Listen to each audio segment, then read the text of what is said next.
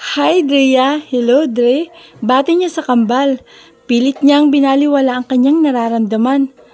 Tita Bianca, there's been telling Wella and the rest of our playmates that you are his girlfriend. Kwento ni Drea sa kanya. What? Kunot noong wika ni Brian na kay Kyle nakatingin ng masama. Oops, I know nothing about it. Kailan ito? As DJ, siya ang laging kasama ng anak ko. Turo nito kay DJ na papalapit sa kanila. Kasunod si Juan Miguel. Oh, not me. Iling na wika naman ni DJ. Well, it's true. Daddy, what do you call when you are going to marry a girl? In the right time? Seryosong tanong ni Dre kay Kyle. What? Naubo si Kyle sa tanong ni Dre. It's not funny anymore. Sinamaan nito ng tingin si DJ. You are engaged to be married. That's what it is. Sagot ni Juan Miguel sa bata. Stop it, Miguel. Saway ni Brian sa kapatid. At di maipinta ang mukha nito. You're so grumpy, kuya. Tawa ng tawang tukso ni DJ kay Brian na sinamaan nito ng tingin si DJ. Niyoko ni Brian si Dre. Dre, you can't marry your Tita Bianca because she's already mine. Seryosong wika ni Brian sa pamangkin. Pinalon ni Bianca ito sa braso. Baliw ka ba? Huwag mo nga patulan ng bata. No, Tito, she's mine. Mommy, tell them Tita Bianca is mine. Naluluhan itong sumbong kay Lexi. Oh my God, my loves, don't cry. Kuya naman, huwag mo nga paiyakin ng anak ko. Wika nito kay Brian. And you, Kyle, this is your fault. Masamang tingin ito sa asawa. Mi amor naman, wala akong kasalanan. I'm innocent. Inakbayan ni Kyle ang asawa. Nilapitan ni Bianca si Dre. At hinaplos nito ang pisngi ng bata. Baby, don't cry. I'm your girlfriend. Until the time you will meet your real girlfriend, we can be best of friends forever if you want. Pagpapatahan niya sa bata. Really, Tita Bianca? Galak na wika nito sa kanya.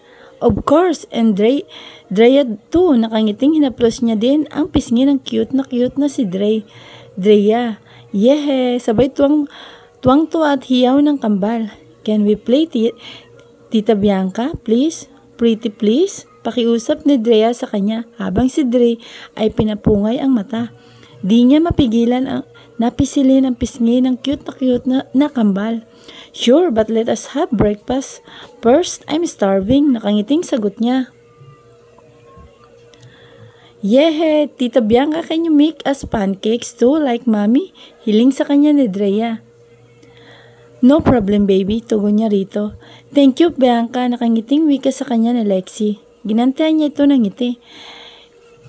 Bianca, pigil sa kanya ni Brian na nginitian niya lang. Hinawakan niya sa tig-isang kamay ang kambal at tuwang-tuwa siyang inakay ng kambal papunta sa kusina. Nilingon niya ang asawang nakakunot noo. Nginitian niya ito. Iiling-iling itong ngumiti sa kanya. Makalipas ang ilang sandali. Wala ka pala kuya eh. Si Dre ang karibal mo sa asawa mo. Rinig ni Bianca na pang-asar ni DJ sa asawa at nagtawanan ang magkakapatid pagkatalikod niya. Ah, boss, pangako boss, babawi po ako.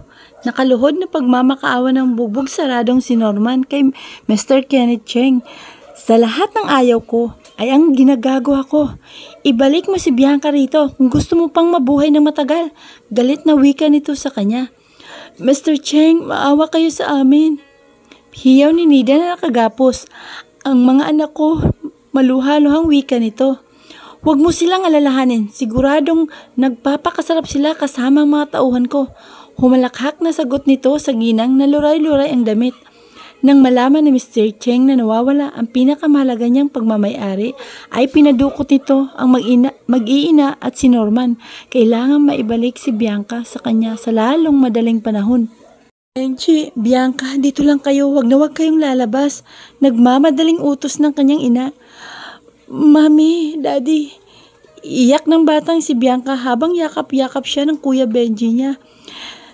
Benji, anak, kahit anong mangyari o madinig nyo, huwag kayong gagawa ng kahit anong ingay. Ang kapatid mo, anak, bili ng kanilang ama sa kanyang kuya. Mahal na mahal namin kayo ng mga anak. Lumuluhang wika ng kanilang ina. We love you too, Mommy, Daddy. Sabay na wika nila ng kuya niya. Mahigpit ang yakap sa kanila ng mga magulang. Ilang saglit pa ay tinakpan na nito ang kanilang pinagtataguan ng mga tuyong dahon. Yakap-yakap siya ng Kuya Benji niya nang makarinig sila ng sunod-sunod na putok ng baril. Mami! Daddy! Napabangon si Bianca. Habol-habol niya ang kanyang paghinga. Naninikip ang kanyang dibdib na para siyang sinasakal. Mi querida, tawag ni Brian sa asawa. Bianca, hey! Hey! Niyugyug niya ang asawa. Ha! Tumitig ito sa kanya na parang hindi siya nito kilala dahil blanco ang mukha nito. It's me, my wife. What's happened to you? Nag-aalalang tanong niya rito. Brian, nagtatakang tanong niya nito sa kanya na parang ngayon lang sila nagkita. Yes, it's me. Tugon niya. What happened? Tanong nito na kinakunot ng noo niya. You were screaming. Wait, I'll get you water. Hindi niya inintay na magsalita ito. Tumayo siya at kumuha ng water sa fridge. Inabot niya ang bottled water sa asawa. Makatapos itong makainom ay humupa na ang mabilis na paghinga nito. Kinabig niya si Bianca at hinagkan sa sentido. What is your dream all about? Care to tell me? Wika niya rito. I don't know. Sobrang blurred ng mga napanaginipan ko at mga nakikita ko. Mahinang sagot nito sa kanya. It's just a bad dream. Come on. Go back to sleep. Babantayan kita, okay? Hiniga niya ito at pinaunan niya sa kanyang bisig. Siniksik nito ang mukha sa kanyang liig. Makalipas ang ilang saglit ay payapa ng paghinga nito. Nag-aalala siya. Alam ni Brian na hindi basta-basta ang napanaginipan nito dahil ilang saglit ding itong wala sa sarili. Pinigilan sila ng mama niya na umuwi sa cabin kaya sa mansyon na sila nagpalipas ng gabi. Bukas ay balak niyang ilibot sa asyenda si Bianca. Hinagkan niya ang noo ng asawa. Tunog ng ring ng cellphone ang nagpagising kay Brian. Iminulat niya ang mga mata at gumalaw ang natutulog na asawa. Hinagkan niya ito sa noo at kinuha niya ang kanyang cellphone. Sinagot niyang tawag ni Louie. Hello, Louie. Bati niya sa assistant. Good morning po, Gob. Pasensya na po at nakaabala ko, Gob. Nagkaroon po ng landslide sa Santa Ines. Hayag nito. What? Gulat niyang sabi. Anong status? Casualties? Dagdag niyang tanong rito. Gob, ongoing na po ang rescue. Wika nito. Okay, sige. Pupunta na ako. Pa-sit up mo ang temporary evacuation. Dalhin niyo ang mga residente doon. Nagmamadaling bilin niya. Brian, tawag ni Bianca sa kanya pagkatapos niya makipag-usap kay Louie. Bakit? Nag-aalalang tanong nito. Wife, may nangyaring landslide sa Santa Ines. Pupunta ako doon. Wika niya habang yakap niya ito. Sasama ako. Nagmamadaling kumalas ito ng yakap sa kanya at tumayo. Wife, wag na. Hindi ko pa alam ang status ng lugar. Baka kung anong mangyari sa'yo. Pigil niya sa asawa. Brian, please let me help. Ayaw kong maiwan dito. Gayong alam kong may pwede akong gawin. Umagawa. Pakiusap nito sa kanya. Pangako, hindi ako makakasagabal. Patuloy nito. Sige, sagot niya sa asawa at bumuntong hininga siya. Nang may kumatok sa pinto, tinungo niya ang pintuan at nabungaran niya ang kanyang mama. Iho, tinawag ni Louie ang nangyari na landslide. Pupunta ang mga kapatid mo ng Santa Ines. Bungad ng kanyang mama. Opo ma, mag-aayos na kami. Sasama si Bianca. Tugon niya sa ina. Pero iha, sigurado ka bang magiging okay ka doon? Baling nito kay Bianca. Opo mama, nais ko pong makatulong.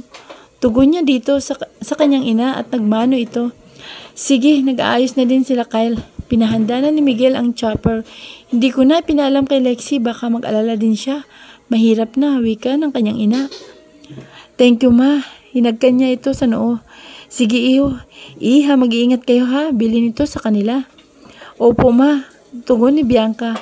Pagkasara niya ng pintuan ay binalingan niya ang asawa. Naghahanda ito ng isusuot niya. Mauna ka nang maligo. Maghahanda lang ako ng kape natin. Baling nito sa kanya. Bumuntong hininga siya at nilapitan niya ito at niyakap. Relax, magpaakyat ka na lang ng kape. Use the intercom. I won't be long, okay? Bulong niya rito. Okay, anito at hinagkan niya ang sentido ni Bianca. Saka siya pumasok ng shower. Sakay ng helicopter kasama nila ni Brian si Kyle, Juan Miguel, Essex, Ezekiel. Si Brian ang nagpapalipad nito, katabi si DJ. Walang sino man sa kanila ang nagsalita. Simula nang sumakay sila. Makalipas ang ilang minuto ay lumapag ang sinasakyan nila. Ilang metro mula sa tinalagang evacuation center. Nanlumo si Bianca sa nasaksihan. Maraming sugatan, may mga batang umiiyak. Kuya, sa west side kami ni Juan Miguel, wika ni Kyle. Okay, sige Essex, Ezekiel sa kabilang bahagi naman kayo. DJ, sa akin ka sumama. Bili ni Brian sa mga kapatid. Sige kuya, magraradyo na lang kami sa'yo, sagot ni Essex. Go, Ma'am Bianca, salubong ni Louie sa kanila. Status, bungad ni Brian rito. Gob, so far po nasa 145 na po ang na-rescue natin. May mga ilang natabunan na hinahanap pa. Pinaayos na po namin ang mga tent. Tugon nito kay Brian. Salamat Louie, pasamahan mo ang asawa ko. Make sure she's safe. Or else, seryosong babala nito kay Louie. Brian, bulong niya rito. Mi querida, huwag kang aalis dito, okay? Hintayin mo ako dito. Bili ng asawa sa kanya. Sige, mag-iingat ka. Kayo din, mag-iingat kayo. Baling niya sa magkakapatid. Pinisil ni Brian ang kanyang kamay. Tinanguan niya ito. Sunod-sunod ang dating ng mga residenteng sugatan mula sa landslide. Abalang-abala si Bianca sa pagsasaayos. Sa tulong ni Louie at ng mga taga-Kapitolyo ay kasalukuyang namamahagi sila ng mga pagkain. Ma'am Bianca, kumain na muna po kayo. Yaya sa kanya ni Louie. Okay lang ako, hintayin ko si Gob, Anya. Sige po, nagradyo na po si Gob. Pabalik na raw sila. Ayag nito. Salamat Louie, nakangiting wika niya rito. Buti na lang walang namatay kuya, wika ni DJ sa kanya. Thanks God, usal niya. Nairadyo mo na bang pabalik na tayo? Tanong niya sa kapatid. Oo kuya, pabalik na din sa evacuation sila Miggy, sagot ni DJ sa kanya.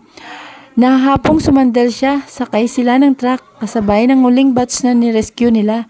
Nang makarating sila ng evacuation center, ay ginala niya ang tingin upang hanapin si Bianca. Natanaw niya ang asawang abala sa pagpupuna sa mukha ng isang bata. Kumunot ang noo niya sa taong nakatingin sa kanyang asawa. Nagmamadaling tinungo niya ang kinaroroonan ni Bianca.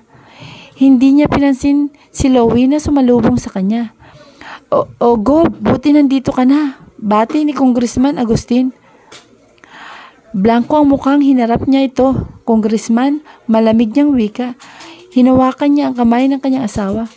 Hindi ko alam na nag-asawa kang muli. Wala pang 1 taon, namatay ang asawa mo ah. Nakangising sambit nito. I don't think that talking about my personal life matter right now. Malamig niyang tugon. Well, I'm just wondering. Siguro dahil malapit ng eleksyon, hindi mo ba ako ipapakilala sa iyong first lady? Tuyang wika nito sa kanya. Congressman Arman Agustin, meet my wife, Bianca Villaferte. Pinisil niyang palad ng asawa. Inilahad nitong kamay sa kanyang asawa. Nice meeting you, Mrs. Villaferte. May diing bati nito kay Bianca. Magandang araw ho, Congressman. Di ngumingiting tugon ng asawa rito at saglit itong nakipagkamay kay Congressman Agustin. Congressman, may tawag po kayo. Singit ng tauhan nito. Gob, Mrs. Villaferte, nakangising paalam nito sa kanila. Hindi ko siya gusto, kuminto ng kanyang asawa. I feel the same, mi querida. Nginitian niya ito, madumi din ang damit nito. Kumain na tayo, yaya nito sa kanya. Don't tell me na hindi ka pa kumain. Takang tanong nito. Hinihintay kita eh. Nakangiting tugon nito sa kanya na ikinangiti niya. Napawi ang pagod na nararamdaman niya at pagkainis kay Congressman sa ngiti ng kanyang asawa. Pinahid niyang dumi nasa noo nito. Nasa tent na sila. Tukoy niya sa mga kapatid. Tara na, alam kong gutom na ka na. Kumapit ito sa braso niya at niyakap naman niya ang isang kamay sa bewang nito. Bakas ang pagkamangha sa mga taong nasasalubong nila papunta sa tent kung nasaan ang mga kapatid. Hating gabi na silang nakabalik ng asyenda. Gracias, mi querida. Alam kong napagod ka. Are you sure you're okay? Tanong sa kanya ni Brian. Oo naman, okay lang ako. Wala naman akong gaanong ginawa eh. Nakangiting sagot niya sa asawa. It means a lot to me. You're being there. Come on, let's rest. Nakayakap ito sa kanya mula sa kanyang likuran. Nilingon niya ito. Sobrang lapit ng kanilang mga mukha. Amoy niya ang mabangong hininga nito. Gusto mong i-massage kita? Tanong niya kay Brian. I love to, mi querida. But before that, kinabig siya paharap rito. Inangkin ito ang kanyang mga labi ng buong alab at buong puso naman niyang tinugon ito. Habol ang hiningang pinagdikit nito ang kanilang noo. I want you, Bianca, so much. That is driving me insane. Pinaulanan nito ng mumunting halik ang kanyang buong mukha. Brian, nauutal niyang tugon dito. I will claim you, mi querida, and I will make sure you will want more and more. Seryosong wika nito na nagdulot ng mainit na pakiramdam sa kanya. Ang mabigat na emosyong nakikita niya sa mga mata nito. But I don't want to get knocked down while making love to you, so you are safe for now. Nakangising wika nito sa kanya na ikinahalakhak niya. Baliw ka talaga, pabirong kinurot niya ito sa tagiliran na tinawanan lang nito. Halika na, imamasahe kita. Nakangiting wika niya.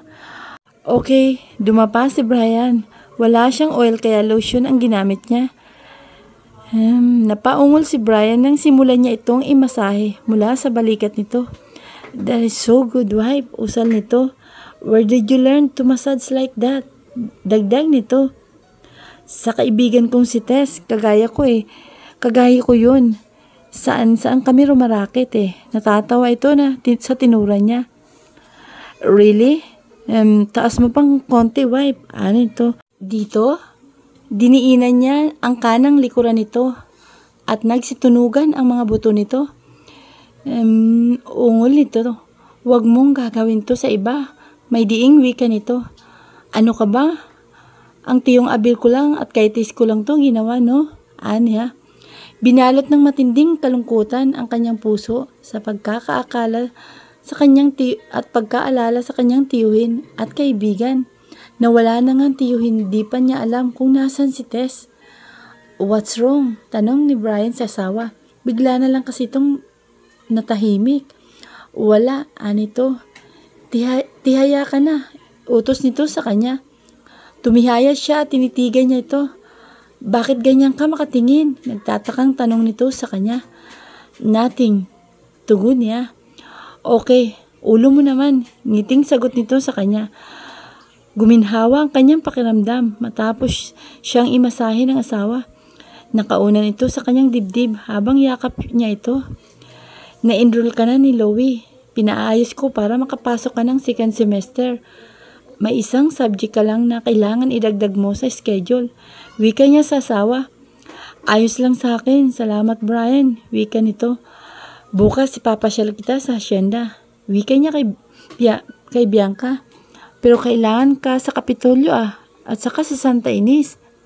Mahinang tugon nito. Pwede naman tayong mamasyal sa susunod. Tumingala ito sa kanya. Brian, may hilingin sana ko. Wika nito. What is it? Tanong niya rito. Gusto ko sana bumalik ng Santa Ynez. Asam na tanong nito. Tinitigan niya ang asawa at napabuntong hininga siya. Okay, pero kailangan kasama mo si Aaron, wika niya. Sige, para may makatulong ako. Salamat, Brian, ha? Galak ang nakikita niya sa mukha nito. Hinagkan niyang noon nito. Ako nga ang magpapasalamat sa iyo eh. Basta wag kang masyadong magpapagod. Tumango ito sa kanya. Let's sleep na. Yaya nito sa kanya at tinanguan naman ito. Good night, mi querida. Mabilis niyang hinagkan ang mga labi nito. Good night, Brian. Anito, he is watching Bianca sleeping until he falls asleep. Nagising si Bianca sa mumunting halik ni Brian sa kanya. Good morning, wife. Nakangiting bati nito sa kanya. Good morning. What time is it? Inaantok niyang tanong. Ibinaon niya ang mukha sa kanyang unan.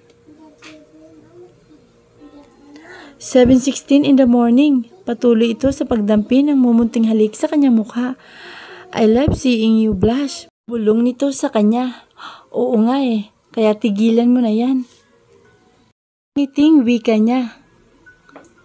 Okay, dadaan muna ako sa evacuation site to check how they are at para maihatid ka. Promise me one thing, you will be safe, okay? Seryosong wika nito habang haplos ang kanyang pisngi. Pangako, umupo siya sa itaas at itinaas niya ang kanyang kanang kamay. I'm going to, get ready. Paalam niya rito na kinintalan siya ng halik sa noo.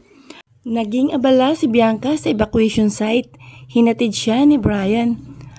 Ma'am, okay na po yung mga relief. Wika sa kanya ni Aaron. Salamat, sumabay ka na sa kanilang kumain. Tugon niya rito. Kayo po ma'am, tanong nito. Susunod na ako, tapusin ko lang tong ginagawa ko. Nakangiting ani. Sabi niya. Sige po, natigilan ito at bahagyang yumuko. Gob, usal nito. Nilingon niya ang asawa ng aakbayan siya nito. Brian, gulat na usal niya. Go ahead Aaron, maglalans na kayo. Seryosong wika nito. Salamat po Gob. Ma'am Bianca, paalam nito. Nakangiting tinanguan niya ito. Hinarap niya si Brian. Tinaasan niya ito ng kilay dahil nakasimangot ito. Bakit? Tanong niya rito. Nothing. It's just that. Bumuntong hininga ito. I don't like it seeing you smiling to another man. May diing wika nito. Ano ka ba naman? Iwan ko sa'yo. Wala namang masama dun. Tara na, Gob. Ihanda ko na lang ang baon natin para makakain na tayo. Gutom lang yan. Nakangiting wika niya. Crazy woman. Seryosa ko, wife. Mariing wika nito. Brian, ngingiti ako kung kinakailangan. Hindi ako isang manika na dapat mong pigilan ang emosyon ko. Yan ang dapat mong tandaan. Seryosong wika niya rito. Okay, let's forget about it. Ikaw yata ang gutom na wife eh. Nagbibirong wika nito. Hindi no, kaila niya. Humagalpak ito ng tawa nang ipagkanulo siya ng kanyang nag-aalborotong tiyan. Your stomach betrayed you. Asar nito sa kanya. Sige, tawa pa. Nako Gob, wala kang masahe mamayang gabi. Bahala ka nga dyan. Inirapan niya ito at tinalikuran. Naglakad siya papasok sa tent na nakalaan para sa kanila. Mikirida, come on. I'm just joking. Habol nito sa kanya habang pigil ang tawag nito sa kanya.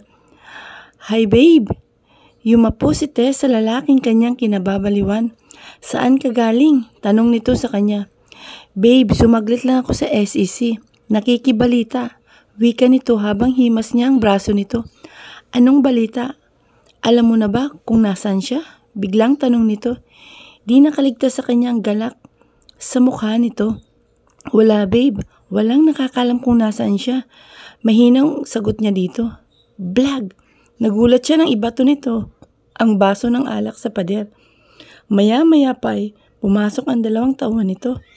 Boss, wika ng mga tauhan nito. Labas! Galit na sigaw nito sa kanya. Babe, naluluhang wika ni Tess sa lalaki.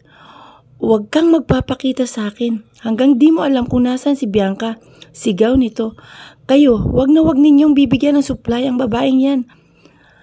At hanapin niyo si Bianca. Sigaw nito sa mga tauhan. Halohang lumabas si Tess. Traidor ka din Tess. Sabi ko na nga ba, kaya ayaw ko sa'yo. Nangising wika ni Aling Lida sa kanya nang mapadaan siya sa harap nito. Pak! Sinampal niya ito. Tumigil ka, bulyaw niya rito. Alam nating si Bianca ang hangad niya pero patuloy kang nagbubulag-bulagan. Baliw si Mr. Cheng kay Bianca eh. Ikaw para sa kanya ay laruan lang. Tumatawang ani nito. Nagngingit-ngit siya sa galit. Kailangan malaman niya kung nasaan si Bianca. Tess, bakit hindi ka kaya bumalik sa lugar niyo? Baka merong nakakaalam kung nasaan ang hinahanap ni boss. Wika kay Tess ni Baldo, isa sa mga tauhan ni Kenneth Cheng. Binugan niya ang usok ng sigarilyo. Tumigil ka. Sukang-suka ako sa lugar na yon. Isa pa siguradong si Norman ang bahala doon. Wika niya. Sa bagay, mahanap din natin yun. Bakit naman kasi ayaw sabihin ni boss kung bakit kailangan niya ang babaeng yun? Ngising wika nito sa kanya. Huwag mong ubusin ang pasensya ni Baldo. Bantay niya sa lalaki. Malaking halaga ang pwedeng pagbintahan kay Bianca. Yun lang ang kailangan ni Mr. Cheng. Galit niyang usal dito. Sabi mo tawa-tawang wika nito sa kanya. Hindi ako papayag na maging tau-tauhan na naman. Sisiguraduhin kung hindi mo magugustuhang mabuhay pa, Bianca, sa gagawin ko sa'yo. Mahinang bulong niya sa sarili. Saan tayo pupunta? Tanong ni Bianca kay Brian. Secret, mi querida. I'm sure you will enjoy it. Nakangising wika nito sa kanya. Saan nga? Patuloy na pangungulit niya rito. Basta, are you ready? Tanong nito. Tumango siya sa asawa. Okay, I'll need to blindfold you. Inangat nito ang hawak na tela. Kailangan pa ba yan? Pipikit na lang ako. Nag-aalalang wika nito. Hinawakan ni Brian ang mga balikat ni Bianca. Ramdam niya ang bahagyang panginginig nito. Do you trust me, mi querida? Tanong niya sa asawa. Tinitigan niya ito sa mga mata. Doon ang pag-aalinlangan niya. Napangiti siya nang tumango ito. Ready? Muling tanong niya. Oo, Brian. Sagot nito sa kanya. Itinali niya ang blindfold sa mga mata ng asawa. Lumabas siya ng sasakyan at umikot sa passenger seat. He opens the door. Dahan-dahan niyang inalalayan ang asawa na makalabas ng sasakyan. Hinapit niya ito sa bewang habang ang magkasalikop ang kanilang mga palad. He guided her to climb the stairway. Mabilis niyang sinulapan kung ayos ang lahat. Inupo niya ang asawa sa nakahandang pangdalawahang mesa. Hinawakan niya mga kamay nito. Relax, wika niya rito. Just few more minutes, masuyong hinaplos niya ang mga palad nito. Brian, ano ba kasing meron? Tanong nito sa kanya. You'll see me, querida. Hinagkanit niya ang kamay nito. Nang masigurong umari niyang tanggalin ang piring nito, ay tumayo na siya at binulungan ng asawa. Mi querida, tatanggalin ko na ha. Dahan-dahan mong idilat ang mga mata mo, okay? Bulong ni Brian sa kanya. Sige, tipid niyang sagot. Kinakabahan siya na may halong excitement. Inalis ng asawa ang pagkakatali ng kanyang piring sa mata. Unti-unti niyang iminulat ang kanyang mga mata. Napatutop siya sa kanyang nakita. Ano kaya ang sorpresa ni Brian at ano ang nakita ni Bianca? At patuloy ang pagpapahanap ni Mr. Cheng kay Bianca. Mahanap kaya nila ito? Makuha kaya nila si Bianca? Yan ang ating aalamin sa susunod na kabanata.